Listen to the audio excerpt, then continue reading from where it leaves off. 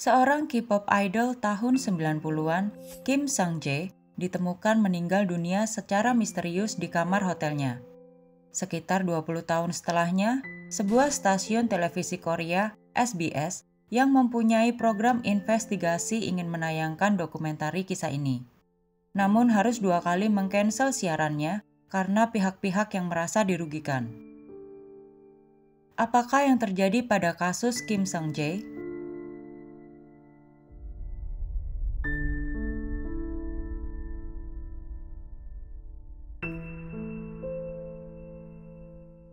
Kim Sang-jae lahir pada 18 April 1972, adalah seorang penyanyi dan model asal Korea Selatan.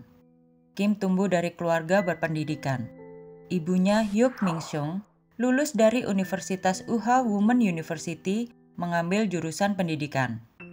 Sementara itu ayahnya Kim Soo-hong merupakan lulusan hukum di Universitas Korea yang kemudian menjadi seorang pengusaha. Masa kecil Kim hidup di beberapa negara karena ayahnya mempunyai bisnis ekspor-impor yang cukup sukses. Hal ini membuatnya berpindah-pindah negara untuk tinggal. Oleh karena itu, Kim menguasai beberapa bahasa asing. Karena kecintaannya pada dunia entertainment, Kim kemudian menjadi penari latar untuk rapper asal Korea, Hyun Jin-young.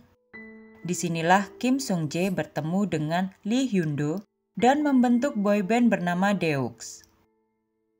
Pada tahun 1993, Deux mengeluarkan debut albumnya yang berjudul Turn Around and Look at Me. Namun setelah 3 tahun berlalu, dan pada tahun 1995, Deux akhirnya bubar setelah merilis 3 album. Kim Sung-jae kemudian mengejar karirnya sebagai penyanyi solo. Impian Kim Sung-jae untuk mengejar karirnya yang lebih gemilang terlihat semakin di depan mata. Namun tidak disangka setelah hari pertama performance debut Kim Sung-jae dalam karir solonya, ia ditemukan meninggal dunia. Kala itu pada malam hari 19 November 1995, setelah debut performance-nya, Kim Sung-jae, kekasihnya Kim Yo-seon, kemudian manajer serta beberapa orang penari latarnya menonton video rekaman performance mereka. Setelah itu mereka melakukan pesta kecil-kecilan untuk merayakan lancarnya debut performance mereka pada hari itu. Mereka semua berkumpul di kamar hotel Kim Sung-jae menginap. Kemudian sekitar pukul tengah malam, manajer Kim dan para penari latar memutuskan untuk beristirahat. Setelah itu hanya Kim dan pacarnya yang tinggal. Mereka mengobrol dan kemudian pukul 6 pagi tanggal 20 November, manajer Kim mencoba membangunkan Kim yang kala itu sedang dalam posisi tengkurap di atas sofa. Namun ketika manajernya mencoba membangunkan Kim, ia tidak merespon. Berpikir Kim masih tertidur, sang manajer kemudian meninggalkan Kim. Setelah 1 jam berlalu, sang manajer mencoba membangunkan Kim kembali. Ia menggoncang tubuh Kim dan mencoba membalikkan tubuh Kim. Kemudian ia menyadari bahwa Kim tidak tertidur. Kim terlihat tidak sadarkan diri. Ia kemudian bersama dengan salah satu penari latar Kim bernama Ryu Noah membawa Kim ke rumah sakit. Setelah mendapatkan bantuan medis, Kim dinyatakan meninggal dunia. Kim Sung-jae dinyatakan meninggal dunia di usianya yang ke-23 tahun. Polisi yang datang ke tempat kejadian awalnya berpikir bahwa Kim terkena serangan jantung. Oleh karena itu, mereka mengesampingkan 2 penari latar Kim yang langsung kembali ke Amerika Serikat 1 hari setelah Kim dinyatakan meninggal. Polisi tidak sempat mewawancarai atau melihat latar belakang 2 penari latar tersebut. Tidak hanya itu, salah satu polisi juga sempat melakukan kesalahan yang fatal yang pada akhirnya mengaburkan kasus ini. Polisi tersebut mengambil foto jenazah Kim menggunakan kamera Polaroid. Dan oleh karena foto yang ditangkap kamera Polaroid tersebut sangat gelap, maka polisi kesulitan untuk menentukan waktu kematian Kim Sung-jae. Waktu kematian yang tidak dapat ditentukan membuat sulitnya menentukan siapa yang bersama Kim ketika ia meninggal. Hal ini adalah permasalahan utama dari kasus Kim Sung-jae. Pada tanggal 5 Desember, setelah menerima hasil otopsi dari National Forensic Service, polisi kemudian langsung menuju kamar hotel tempat Kim ditemukan meninggal untuk mendapatkan rekaman CCTV yang terdapat pada hotel tersebut. Namun anehnya, rekaman dalam kamera CCTV tersebut telah dihapus. Pihak hotel menyatakan bahwa mereka tidak menyimpan rekaman CCTV dalam lorong kamar hotel karena mereka berpikir bahwa kematian Kim bukanlah pembunuhan. Namun tiba-tiba pada tanggal 9 Desember 1995, polisi menangkap kekasih Kim Sung-jae yang bernama Kim Yo-seon, seorang mahasiswi yang mengambil jurusan kedokteran gigi. Polisi mempercayai bahwa Kim Yo-seon merupakan pelaku pembunuhan Kim Sung-jae dari beberapa bukti yang mereka dapat. Semua barang bukti yang didapat oleh polisi diungkap dalam pengadilan yang nantinya akan berlangsung selama 2 tahun 3 bulan. Dalam pengadilan, jaksa penuntut membeberkan bukti dari kepolisian. Salah satunya adalah polisi mendapatkan laporan dari seorang pemilik sebuah klinik untuk binatang yang menyatakan bahwa kekasih Kim yang bernama Kim Yo-seon pernah membeli 5 mg zoletil. Pemilik klinik binatang tersebut datang sebagai saksi yang dihadirkan oleh jaksa penuntut. Ia menyatakan bahwa Kim Yo-seon mengunjungi klinik tersebut untuk mendapatkan pengobatan untuk anjingnya. Menurut pemilik klinik, suatu hari Kim mendatanginya dan mengatakan bahwa anjingnya kesulitan untuk buang air besar dan kecil. Kemungkinan ia menderita demensia. Dan oleh karena itu, ia berharap untuk bisa menidurkan anjingnya selamanya. Ia kemudian mengatakan bahwa Kim membeli zoletil 50 yang dalam bentuk bubuk, 7 gram magnesium sulfat, dan 2 jarum suntik di awal November. Dan kemudian kembali pada 1 Desember dan mengatakan kepada pemilik klinik untuk tidak mengatakan kepada polisi bahwa ia telah membeli obat-obatan tersebut. Ia juga menanyakan apakah komponen dari zoletil dapat ditemukan pada tubuh saat otopsi. Patut diketahui, 1 Desember adalah 4 hari sebelum Badan Otopsi Nasional Korea membagikan hasil otopsi mendiang Kim bahwa mereka menemukan zat anestesi pada binatang di tubuh Kim.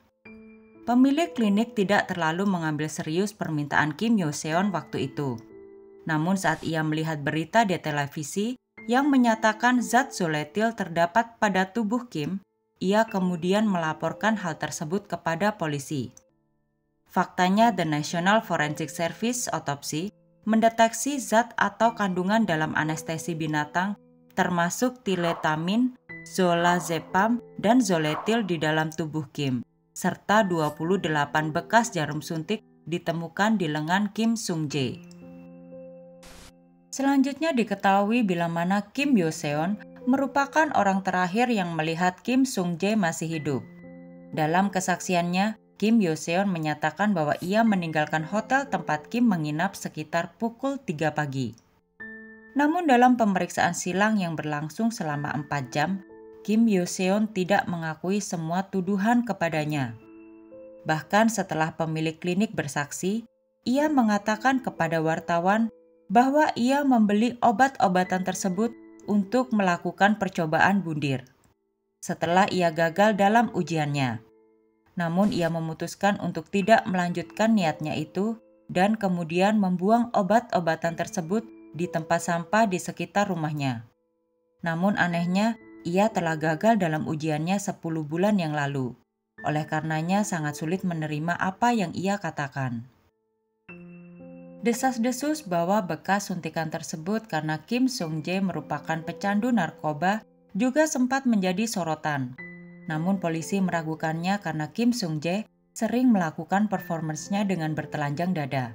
Maka sangat riskan baginya untuk publik mengetahui bahwa ia merupakan pecandu narkoba. Hal itu akan sangat menghancurkan karirnya. Jaksa penuntut kemudian juga menghadirkan manajer dari Kim Sung-jae. Ia menyatakan bahwa Kim Sung-jae dan Kim Yo-seon memiliki hubungan yang sangat tidak harmonis. Ia menyatakan bahwa Kim Yo-seon terobsesi dengan Kim Sung-jae. Hubungan Kim Yo-seon dan Kim Sung-jae bermula ketika mereka berkenalan di sebuah klub malam di daerah Gangnam. Dan setelah itu mereka berpacaran selama 2 tahun. Namun mereka sangat tidak akur. Manajer Kim juga mengklaim bahwa di awal Juli 1995, ia menyaksikan Kim Sung-jae keluar dari rumah Kim Yo-seon dalam keadaan telah ditembak dengan pistol angin oleh Kim Yo-seon. Manajer Kim menyatakan bahwa Kim menceritakan kepadanya bahwa Kim Yo-seon pernah berkata kepada Kim, "Kamu harus mati," dan kemudian menembak wajahnya dengan pistol angin. Kim Yo-seon mengatakan bahwa hal itu merupakan kesalahpahaman. Ia mengatakan bahwa ia dan Kim sedang bermain-main dengan pistol angin tersebut, namun pistol tersebut secara tidak sengaja tertembak di muka Kim Sung-jae. Jaksa penuntut juga memperlihatkan catatan telepon dari Kim Sung-jae. Di sana terlihat bahwa Kim Yo-seon menelpon Kim Sung-jae sebanyak 62 kali ketika Kim berada di Amerika Serikat selama 1 bulan. Namun sebaliknya, Kim Sung-jae tidak pernah sekalipun menelpon Kim Yo-seon. Dari sini terlihat kuat bahwa Kim Yo-seon terobsesi dengan Kim Sung-jae. Beberapa orang mempercayai bahwa Kim Yo-seon berani melakukan kejahatan tersebut karena ia merasa ditolak oleh Kim Sung-jae.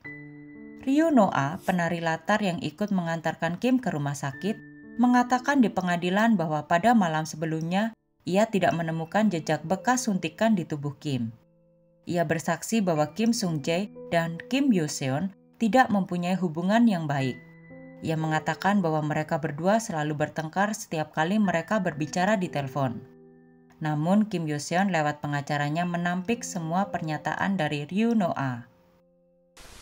Akhirnya pengadilan pun memutuskan bahwa terdakwa Kim Yo-seon dengan sengaja membeli anestesi binatang zoletil dan membunuh Kim Sung-jae dengan anestesi tersebut. Dan oleh karena itu, pengadilan memutuskan untuk menghukum Kim Yo-seon seumur hidup. Namun Kim Yo-seon tidak menyerah. Ia mengajukan banding dengan mendatangkan seorang dokter hewan yang menyatakan bahwa ketika 1 botol zoletil 50 disuntikan kepada seseorang dengan bobot 75 kilo, ia hanya akan mengalami kehilangan kesadaran selama 3, 5 menit atau maksimal 15 menit. Namun dengan jumlah dosis 1 botol tidak akan mampu membunuh seseorang. Dokter hewan itu juga menyatakan bahwa bila ingin seseorang pria dengan berat badan 75 kilo meninggal dunia, ia harus setidaknya menyuntikkan 50 botol ampul zoletil. Tentu saja kesaksian dari dokter hewan tersebut sangat merugikan bagi jaksa penuntut. Dari klaim tersebut, pengadilan tidak dapat memastikan 100% bahwa seseorang bisa meninggal dunia akibat 1 ampul zoletil. Sebagai tambahan, perdebatan mengenai waktu kematian Kim juga masih dipertanyakan. Jaksa penuntut mengklaim bahwa waktu kematian Kim sebelum pukul 3 pagi, sebelum pacarnya Kim Yo-seon meninggalkan kamarnya.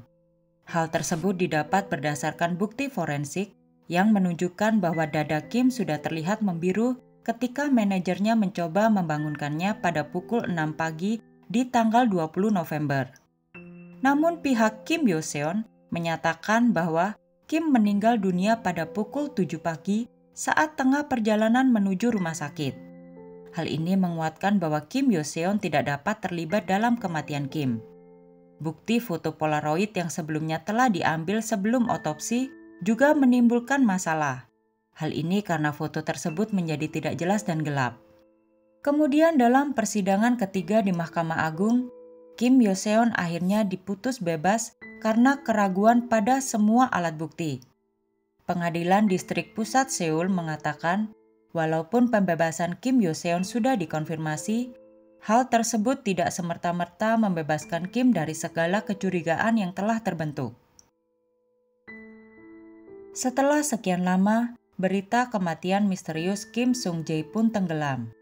Lalu pada tahun 2019, stasiun televisi Korea SBS mempunyai acara yang berjudul Unanswered Question, yang dimana dalam acara tersebut, pihak SBS hendak menayangkan dokumentasi kematian Kim Sung-jae yang misterius. Namun penayangan tersebut ditentang oleh Kim Yo-seon yang mengakibatkan acara tersebut gagal ditayangkan. Hal itu merupakan pertama kalinya sebuah program dapat gagal tayang. Para netizen Korea pun kemudian menulis petisi secara online yang ditandatangani oleh lebih dari 200.000 orang agar SBS menayangkan tayangan dokumentasi Kim Sung-jae. Namun sayangnya, kembali karena alasan yang sama, program tersebut kembali gagal ditayangkan. Setelah 28 tahun berlalu, hingga kini keluarga Kim Sung-jae masih berduka karena mereka masih tidak mengetahui apa yang terjadi dengan Kim Sung-jae yang mengakibatkan kematiannya. Terima kasih telah menonton video kami. Jangan lupa like, komen, dan subscribe YouTube channel House.